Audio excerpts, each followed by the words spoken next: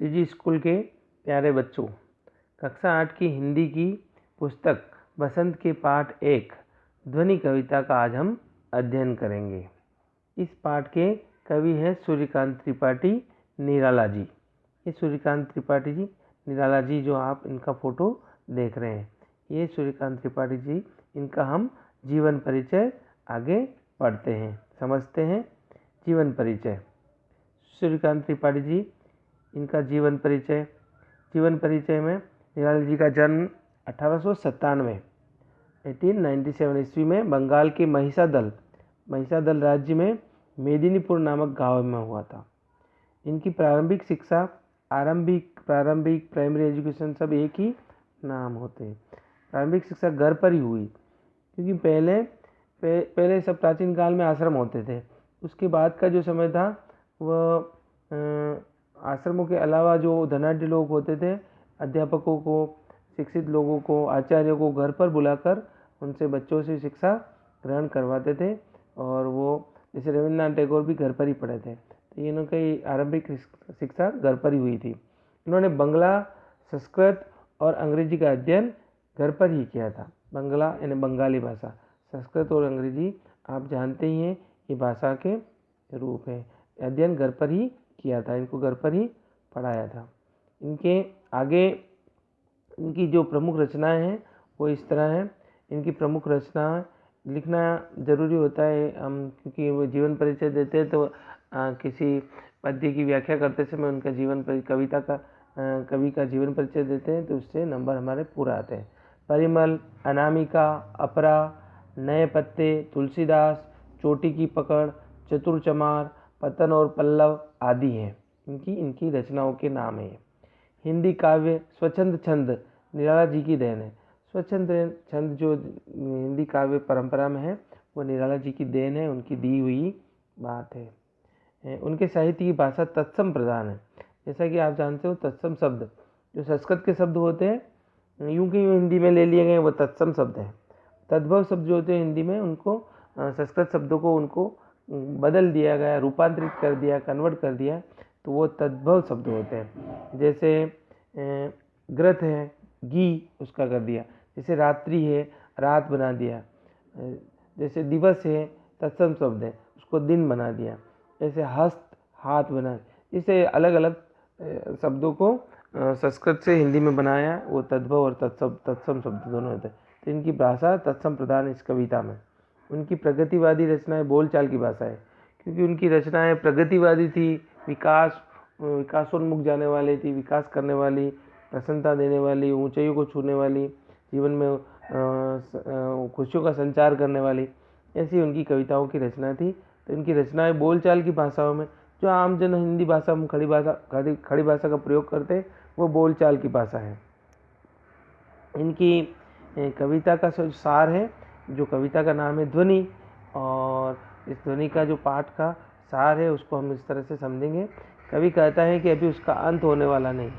कवि कहता है कि अभी उनका अंत होने वाला नहीं, क्योंकि अभी तो उनकी जीवन की शुरुआत हुई है। क्योंकि जैसे फूल खिलता है, खिलने से पहले कैसे मुरझा जाएगा, खिला है, उसकी यौवन अवस्था आएगी, फिर वो पूरा धीरे धीरे कुम्हलाएगा, फिर उसका अंत होगा। तो अभी तो इनकी कवि जीवन का शुरुआत ही हुई है। अभी तो ये विकास के शिखर पर और भी जाएंगे, और भी कितने ऊंचाइयों को छूएंगे, तभी इनके जीवन का अंत होने वाला नहीं। कवि आलोचक कह रहे हैं कि अब निराला की जीवन का अंत होने वाला है। आलोचक कहते हैं कि जीवन निराला जी चले जाएंगे, अभी इनके कोई विकास नहीं होगा। तो उसको कविता के माध्यम से उनको करारा जवाब दे रहे हैं, जोरदार तगड़ा उनको जवाब दे रहे हैं। इनको व्यंग्यपूर्ण इनकी कविता है, और इसको उसमें कह रहे हैं, क्या कह रहे हैं आगे हम समझते हैं इसको। कवि कहते हैं कि अभी उसकी जीवन का आरंभ ही हुआ है, अभी उनकी शुरुआत हुआ, आरंभ है ना, शुरुआत हुई। उनकी जीवन में बसंत की बहार आई। बसंत की बहार आप जानते हैं खुशियों से भरी हुई है। बसंत की ऋतु में नए नए पत्ते आते हैं, नए नए फूल कलियां खिलती हैं। तो अभी इनके जीवन में भी नई खुशियां आई हैं, नया एक माहौल बना है प्रगति का, विकास का, उत्थान का। तो अभी कौन सा अंत होने वाला है। और ये कहते हैं निद्रा मग्न, निद्रा में डूबी हुई। युवा पीढ़ी जो आज की आलसाई हुई है, थोड़ी सोई हुई है, सुस्ताई हुई, कर लेंगे, हो जाएगा। तो इनको आशा का संदेश देने वाले हैं। आशा का विपरीत होता है निराशा। संदेश देना यानी समाचार देना। जागृत करना यानी जगा देना। एक एक फूल अर्थात एक एक व्यक्ति, एक एक युवक। युवक युवक जो जानते हो आप, क्योंकि फूलों का अर्थ यहाँ पर युवक से है। जैसे गुलशन है हमारा पूरा समाज देश, ये गुलशन के रूप में, तो इनको युवक, फूलों को युवक की संज्ञा दी गई है। तो आलस्य को दूर भगा देंगे, इस आलस्य को दूर भगा देंगे कि कवि कहते हैं निराला जी कि मैं एक एक इस गुलशन के फूलों में नया संचार कर दूंगा। कौन फूल? कौन? युवक। तो युवकों के जीवन में एक नया उत्साह और उमंग भर दूंगा। नेक्स्ट हम देखेंगे इसकी पद्य। नेक्स्ट जो पद है इसका बड़ा अच्छा है, सुंदर है। इसको मैं थोड़ा सा कविता के पद्य की जो लय होती है, कविता को गा के उसको बोला जाता है तो अच्छा लगता है, सुंदर लगता है। तो ये गाना भी, कविता पाठ करना भी एक कला होती है, इसको भी हमको सीखना चाहिए। और इसको मैं थोड़ा सा गा के आपको बताता हूँ, थोड़ा सा अच्छा सा सुना है। अभी न होगा मेरा अंत, अभी अभी ही तो आया है मेरे वन में मृदुल वसंत। अभी न होगा मेरा अंत हरे हरे ये पात, डालियाँ कलियाँ कोमल गात, मैं ही अपना स्वप्न मृदुल कर फेरूंगा निद्रित कलियों पर जगह एक प्रत्युष मनोहर। इस तरह से इसकी कविता का पाठ किया जाता है। तो इसमें कुछ शब्द हैं, वो शब्द आप इसकी पेज नंबर, बुक की पेज नंबर 4 पर, 4 पेज पर इसके शब्दार्थ हैं, वो आप करते रहें। इसको पहले बुक को सबसे पहले अपन जानते हैं कि लेसन स्टार्ट करने से पहले उसके शब्दार्थ लिखना है। तो इसके पेज नंबर 4 पर जो शब्दार्थ दिए गए वो आपको हल करने हैं। अभी न होगा मेरा अंत, अभी मेरा अंत होने वाला नहीं है। थोड़ा सा मैं इसको समझा देता हूँ, फिर इस प्रसंग संदर्भ व्याख्या सहित मैं आगे समझाऊंगा। अभी अभी तो आया है मेरे जीवन में मृदुल वसंत, मृदुल यानी मीठा, मनोहर। अभी न होगा मेरा अंत, अभी मेरा अंत होने वाला नहीं है। हरे हरे ये पात, पात यानी पत्ते, डालियाँ कलियाँ कोमल गात, गात यानी शरीर, क्योंकि वृक्ष के भी अंग होते हैं, उनके पत्ते, फूल, डालियाँ, ये उसके शरीर के अंग हैं, जैसे हमारे शरीर के भी अंग होते हैं। वे मैं ही अपना स्वप्न मृदुल कर, कवि कहता है मैं अपने स्वप्नों को साकार करूँगा। मृदुल जो मीठे हैं, मनोहर है, सुंदर है, मन भावन है। फेरूंगा निद्रित कलियों पर जगह एक प्रत्युष मनोहर। फेरूंगा निद्रित, निद्रित ने निद्रा में जो सोए हुए युवा पीढ़ी है, कलियाँ हैं, जो भी नए नए युवक हैं, उनको जगाऊंगा मैं। और उनको प्रत्युष, प्रत्युष का अर्थ होता है उषा काल, भोर का समय, सवेरे का समय प्रत्युष का अर्थ होता है। तो मैं उनके जगाऊंगा, उनको, उनमें आलस्य जो है उनको दूर कर दूंगा। नेक्स्ट जो है इसकी प्रसंग व्याख्या, इसको समझेंगे। ये आपको इसकी बुक, ये जो मैं समझा रहा हूँ प्रसंग संदर्भ और व्याख्या, ये आपको अपनी जो अभ्यास की पुस्तिका बनाएंगे इस पर आपको वापस इस पद्यांश का अर्थ सहित इसको लिखना है, ये ध्यान रखें आप। प्रसंग में है, प्रस्तुत पंक्तियाँ सूर्यकांत त्रिपाठी निराला द्वारा रचित है। सूर्यकांत त्रिपाठी निराला आप जानते हो, इन कवि का नाम है। रचित यानी रचना की गई है। कविता ध्वनि से ली गई है, ध्वनि इस पाठ का नाम है, कविता का नाम है। इसमें कवि अपने जीवन के उत्कर्ष का वर्णन किया गया है। उत्कर्ष का वर्णन यानी उन्नति, उत्कर्ष का मतलब होता है उन्नति, उत्थान, प्रोग्रेस। तो ये इसमें इसका वर्णन किया गया, ये इसको हम प्रसंग में लिख देंगे। फिर नेक्स्ट हम इसकी व्याख्या का समझेंगे। व्याख्या में इसको कहते हैं व्याख्या करना, डिटेलिंग करना, विस्तृत रूप से विवेचन करना। कभी अपने आलोचकों को, आलोचकों का अर्थ होता है आलोचना करने वाले, बुराई करने वाले, निंदा करने वाले, जवाब देते हुए कहते हैं कि अभी मेरे जीवन का अंत होने वाला नहीं है। जैसा कि मैंने पहले समझाया कि अभी तो मेरे जीवन की शुरुआत हुई है, मैंने लिखना प्रारंभ किया है, मैं कवि अभी अभी बना हूँ। अभी तो मेरे को कितनी कविताओं की रचना करनी, सुंदर, श्रेष्ठ, और मैं बहुत प्रसिद्धि पाऊँगा, बहुत ऊंचाइयों को छूँगा, जीवन की अनंत ऊंचाइयों के शिखर को छूँगा, तभी मेरे कहाँ से अंत हो जाएगा। अभी तो मैंने लिखना कवि जगत में प्रारंभ ही किया है। अभी अभी तो मेरे जीवन में आई है बसंत बहार, अभी अभी तो मेरे जीवन में बसंत या खुशियों की बहार आई है। प्रसन्नता कब मिलती है? जब हमारी प्रसन्नता होती है, चारों तरफ हमारी वाहवाही होती है, हमारी इज्जत बढ़ती है। तो ये इसका बसंत आया है कवि के जीवन में कि उनकी इज्जत और उनकी उन्नति हो रही है। मेरे कवि जीवन का अभी तो उत्कर्ष हुआ है, उत्कर्ष ने ऊंचाई हो गई, उनको ऊंचाइयों को छूने का मौका मिला है, उनकी प्रसिद्धि चारों ओर बढ़ने लगी, उनकी कविताओं का सम्मान होने लगा है। तो ये है व्याख्या।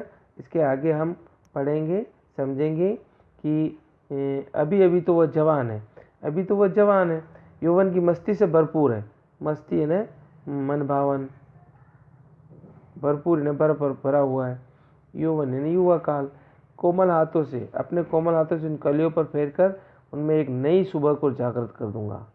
और अपने कोमल हाथों से, मृदुल हाथों से युवा पीढ़ी को जागृत करेंगे, जो अलसाई हुई है, जो सोई हुई है, जो तंद्रालस में डूबी हुई है, जो अभी कर लेंगे बाद में कर लेंगे क्या है जल्दी, ऐसी जो युवा पीढ़ी की अभी थी जो थिंकिंग है, काम को टालने की जो प्रवृत्ति है, उसको उनको जगाने की ये कविता उत्साह और उमंग देने वाली कविता से भाव से भरी हुई है।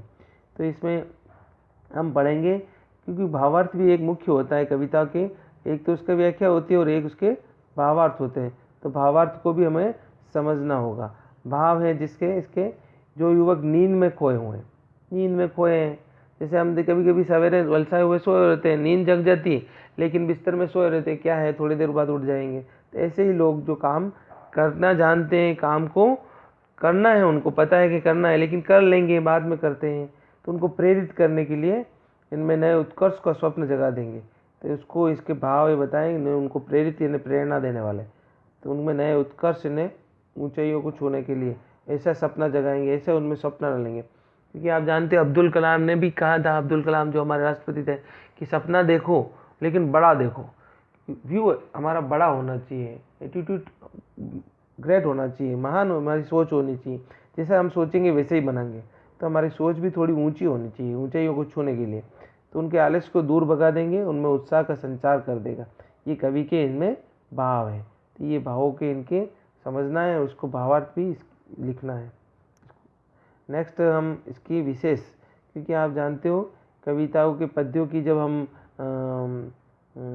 रचना के उसके व्यू को हम डिटेल करते हैं तो विशेष का भी बहुत महत्व होता है, कि विशेष लिखने के लिए ज़रूर होता है कि उसमें विशेष के पहलू को भी बताएं।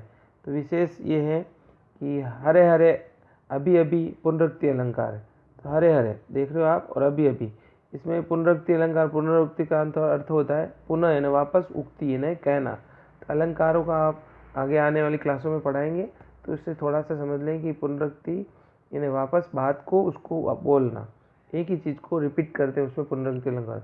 जैसे हरे हरे, हरे हरे में दोनों शब्द एक जैसे हैं, अभी अभी, अभी अभी में दोनों शब्द ऐसे, ऊंचे ऊंचे, धीरे धीरे, ऐसे जो शब्दों की एक ही शब्दों की बार बार रिपीटेशन होता है उसमें पुनरुक्ति होगा। फिर है कोमल कलियाँ, कोमल और कलियाँ दोनों में क की आवृत्ति हुई, जब एक ही वर्ण की अनेक बार आवृत्ति होती है वहाँ अनुप्रास अलंकार होता है। तो ये अनुप्रास अलंकार का दूसरा उदाहरण है। ठीक है, इस तरह से दोनों अलंकारों का इसमें बताया गया है। ये फूल कलियाँ हैं, खिलते हुए गुलशन का वर्णन किया गया था। ये सभी मैंने आपको अच्छा सजाया है, संवारा है, और समझाने के लिए इसको डिटेल किया गया है। इसको आप समझें, इसको और इसके दूसरा जो पद है वो अगले हफ्ते हम पढ़ेंगे। इसके पहले पद्य को, इसकी व्याख्या को आपको हल करनी है एक कॉपी में, उससे पहले आपको शब्दार्थ लिखने हैं। और क्वेश्चन जो है इसके पेज नंबर 2 पर है, वो पहले 3 क्वेश्चन जो है कविता में से, वो उनको भी आप जितना मैंने पढ़ाया है वो आप अगर हल कर सके तो उसको कर लेना, वरना दूसरा पद्यांश पूरा पढ़ाने के बाद, उसको समझाने के बाद, उसकी डिटेल व्याख्या करने के बाद में मैं आपको कविता के जो आगे वाले हैं लास्ट में आपको उसकी क्वेश्चन आंसर लास्ट में ही करना, अंत में ही करना। ठीक है, तो ये आपके अभी यहीं पे हम इस पाठ को अंत करते हैं, इसका समाप्त करते हैं। नेक्स्ट वीक में हम आधा जो चैप्टर है, दूसरा जो पद्यांश है उसको पढ़ेंगे। थैंक यू, धन्यवाद।